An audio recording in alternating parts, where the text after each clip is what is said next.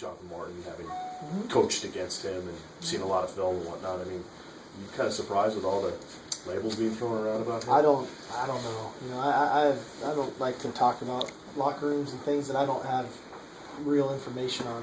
All I can speak about is I recruited Jonathan coming out of high school. He seemed like a good kid, and I know competing against him, he was a really good player.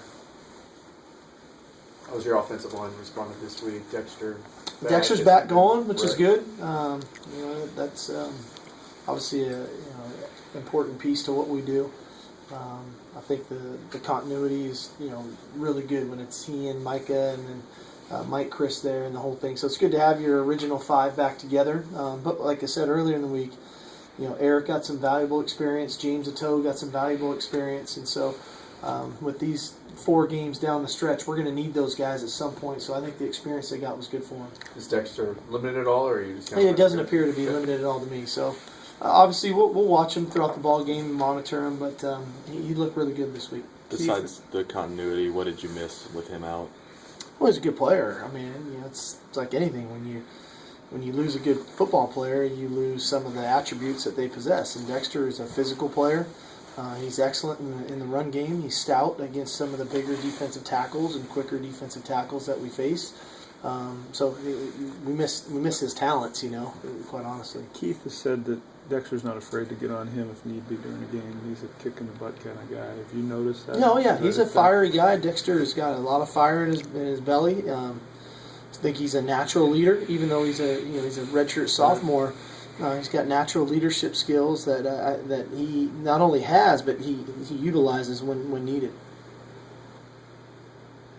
You talked about Monday how the guys came back fresh, and then the young guys came back motivated as well. Do you feel like that's really carried on without a doubt? week? No, without a doubt. We I think the team in general. I mean, this was a really good Thursday for us. I thought they were flying around. They looked really fast today, which is what you hope to feel coming out of a bye, and that your speed is right where you need to be. But also, I feel like our freshmen are really motivated. We went back and looked at the film from yesterday and watched the service period.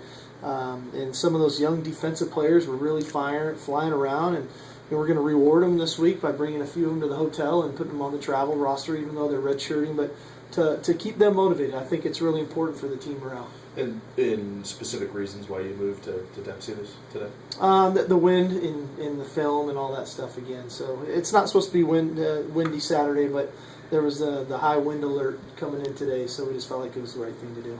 Keith said he's 100%, doesn't have the wrap on his thumb because he looked refreshed. Looks really good. I thought today he threw the ball exceptionally well. Sometimes coming off a bye, the quarterback, he's the one that maybe can, of everybody else feeling fresh and getting better, that quarterback, that rhythm of throwing when you take multiple days off in a row, sometimes it takes them a little bit longer to get back in the groove of things. And I think Keith this week has kind of just gotten better and better and better. And I think today was probably the best day of him throwing the ball, which is a great sign. We talked about the guys coming back fresh and maybe with a kind of a renewed energy.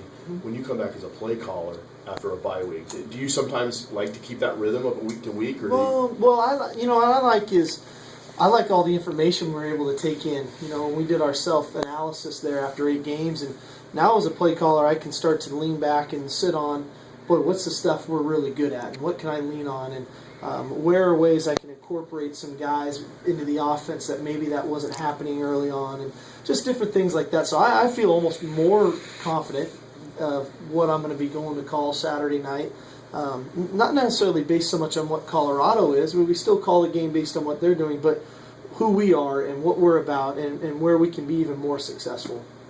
Does your actual call sheet shrink as the season goes on because of that? No, not at all. Not at all. It's the same. It's been the same every week, and it's in essence it's got the slots get wiped clean every week, and then we fill in the slots. And what types of plays and what situations are what changes, but the volume definitely does not. It looks like it's physically gotten smaller, though. It looks like almost like a business card or something. Well, at times that does. It has the ability to fold up too. But I think the way the system has gone, it's allowed me to throughout the week especially on Friday before games and in the hotel, to really study the call sheet in essence of knowing I don't have to look at it all the time, and I know what calls I want based on the formations we're in or the situations. When you limit the volume some, it's easier for me to memorize it too. When there's so much volume, now you're hunting and looking for plays, so it's a little easier for me to have it memorized without even have to look at it. We talked so much about the pace early in the season. Yeah. Are you happy with where you guys? Yeah, I felt like the last little bit of stretch, we slowed down a little, and we had talked about this. I felt like our actual speed, we had slowed down a little. We talked about being a little bit lethargic at Arizona State, maybe not as appearing as fast. And so I want to make sure this final month here that we're playing really fast football, and that starts with our pace. That starts with our tempo and how we're running plays. And so it's a little bit of a unique challenge when you start losing a couple guys at key positions. But I think our guys are really excited about the opportunity, and so we're going to go fast. We're going to go as fast as we can go, but yet be efficient and execute really well and doing things the right way. I guess when you talk about fourth quarter of a game, this is when the conditioning shows up. Right. Same holds true, obviously, for a season. I mean, Without a doubt. You're going to say, obviously, confident in the guys. We talked about it again this morning, of how well conditioned we are, and that this is going to be a great stretch run for us, and just how we've played really good football in the second half of ball games. I think we're going to play great football in the second half of the season, and then ultimately the fourth quarter. So you talked about pace on offense, but when you're facing an offense that doesn't necessarily push pace as much as you guys do, what are the things that maybe the defense has to guard against? Well, I don't know necessarily the guard against. I think one of the big keys is when a team doesn't use as much tempo, is now you're dealing with shifts and motions and formations changing from a 2x2 set to a 3x1, and the intricacies of the calls that way and the communication that's needed in that setting. I think the other thing is our ability to sub now is a little bit different than before, where we were almost subbing in hockey lines, as fast as we could. Now we have to sub based on the personnel that teams put on the field. So it poses some different challenges, but I think ones that we'll handle fine. I asked you earlier in the week, but as you look ahead at all, or do you look ahead at all with a Friday game next week?